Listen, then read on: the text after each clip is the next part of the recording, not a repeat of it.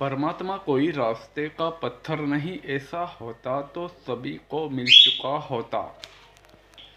परमात्मा कोई पकड़ में आने वाली वस्तु नहीं, ऐसा होता तो सभी की पकड़ में आ चुका होता।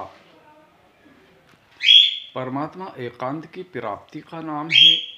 तन्हाई में, एकांत में परमात्मा समझ में आता है, प्राप्त होता है। वहाँ तुम जाते नहीं। तुम अपनी ढंग से, अपनी पसंद से, अपने तरीके से उसे खोजना चाहते हो। उसके लिए खामोश और खामोशी में जाना होता है। तुम खामोश और खामोशी को छोड़ के यूं शोर शराबे में उसे खोजना चाहते हो। अपनी परेशानी, अपनी मन्नत, अपनी हाजत के लिए इधर उधर धक्के खाना कौन सी ठीक बात है? उस रब, उस परमात्मा ने हर एक को दिमाग दिया है, उसमें समझने की तासीर दी है। कहाँ किससे क्या मांग रहे हैं, कहाँ किससे अपनी हिफाजत की उम्मीद रख रहे हैं। जिसकी हिफाजत हम खुद करें, हम उससे अपनी हिफाजत की उम्मीद करें, ये कौन सी समझदार बात है? रब को यूं बनाया नहीं करते, उसके लिए खुद को मिटाना होता है, खुद में बिखर जाना होता है, खुद को पूरी तरह उसमें डुबा देना होता है। उस रब, उस परमात्मा का जिक्र तुम कसरत के साथ करते नहीं, और रब प्राप्ति और रब भक्ति और रब का हो जाने की बात करते हो। कभी सुबह शाम खाने पीने से पहले उसका नाम 1000 बार जबान से लेते नहीं, और उसका यूं बन जाने की बात करते हो। इंसान की बड़ी सी बड़ी गलती, बड़े से बड़ा गुनाह वो रब, वो परमात्मा माफ़ कर देगा, पर ध्यान रहे उसके साथ किसी को शरीक करना, यानी उसके सिवा जो पूरी कायनात का रब है, उसे जो भी नाम देते हैं आप, उसके सिवा किसी और को रब मानना, उसके सिवा किसी और के सामने अपनी परेशानी रखना, उसके सिवा कहीं और जाके धक्के खाना, ये शिर्क है। ये शिर्क यानी रब को छोड़ के किसी और को रब का दर्जा देना। मैं आपको एक दुनियावी मिसाल देता हूँ। एक डॉक्टर, कोई डॉक्टर कहोगे ना आप, कि डॉक्टर को छोड़ के कबाड़ा खरीदने वाले को डॉक्टर कहोगे। एक डॉक्टर से ही ऑपरेशन करवाओगे कि जो लोया पतरा कबाड़ा खरीदता है उससे ऑपरेशन करवाने जाएंगे। तो ये तो दुनियादारी नज़रिया है भाई। एक बच्चा अपने बाप को बाप कहता है, अपनी माँ को माँ कहता है, अपने चाचा को चाचा कहता है कि नहीं? अपनी फूफी को फूफी कहता है। तो फिर रब को रब कहने में क्या दिक्कत है? जो व्यक्ति रब अपने हिसाब से, अपने ढंग से बनाए, ये काम रब के खिलाफ है। यदि ये काम किसी रस्म रिवाज और परंपरा में भी होता है तो इसे छोड़ना होगा, क्योंकि तुम्हारी रस्म रिवाज, तुम्हारी परंपरा से बड़ा है परमात्मा।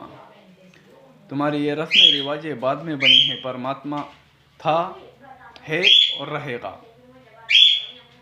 तो हमें किसकी मानने वाला बनना है? हमें उस परमात्मा, उस रब की मानने वाला बनना है। उसकी मानने और उसको राजी करने हम दुनिया में आए हैं। अब उसको छोड़ के हम इधर उधर धक्के खाते रहें तो फिर हमारी मर्जी। तो कहने का अर्थ ये है कि रब को बनाया जाए, ये संभव नहीं। उसको पाना चाहते हैं, उसको समझना चाहते हैं, तो तुम्हें भीतर से मिटना होगा, कुछ नहीं करना, तन्हाई में जाना होगा। यदि रब का नाम जपना चाहते हैं, रब का जिक्र करना चाहते हैं, तो खूब कसरत से करें, इतनी कसरत से करें कि आपके दिमाग की नसें टूट जाएं। होश में नहीं, कि आप उसका जिक्र करने में अपने आप में डूब जाएं, ऐसा जिक्र करें। और ध्यान में भी जाएं तो ऐसे जाएं कि इस शरीर को ना बचाएं, पूरी तरह झोंक दें। दोनों रास्ते तुम्हें रब से जोड़ते हैं। जागरण भी तुम्हें रब से जोड़ता है, रब से कनेक्ट करता है, कुदरत से कनेक्ट करता है, और मालिक का जिक्र भी। और यदि दोनों चीज़ें एक व्यक्ति की ज़िंदगी में हैं, फिर तो उसकी ज़िंदगी बेमिसाल है।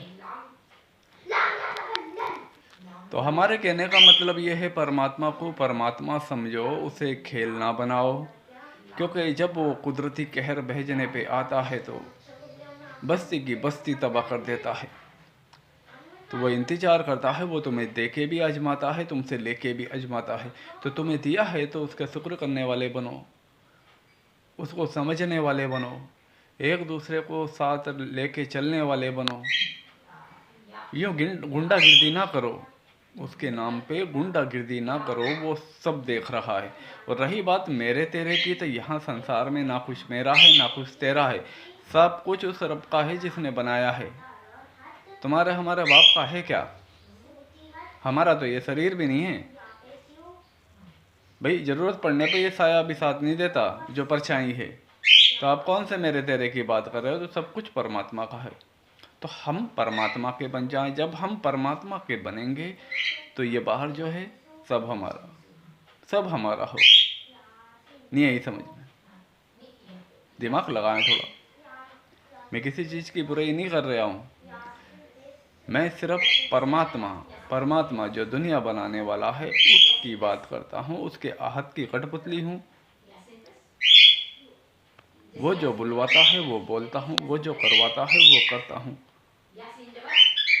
और आप भी यही करने आए हो।